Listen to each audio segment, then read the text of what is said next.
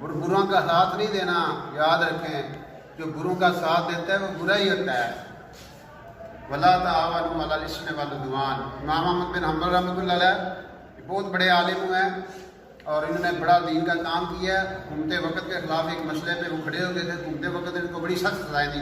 اس مسئلے پہ یہ حق پہ تھے، حکومت غلط تھی، حکومت نے گرفتار کر کے جیل میں ڈال دیا۔ وہ جو سپاہی تھا، جو جیلر تھا، وہ کہتا ہے میں آپ کا مرید ہوں، میں آپ کا متقد ہوں، تو کیا میں بھی قیامت کے دن، لیکن میں مجبور ہوں، میں مجبور ملازم ہوں۔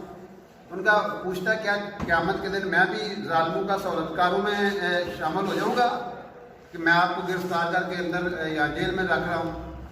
تو ان کا نہیں، تم ظالموں کے سہولت کار نہیں ہوگے، تم ظالم ہی گنے جاؤ گے قیامت کے دن، تم ظالم ہی گنے جاؤ گے۔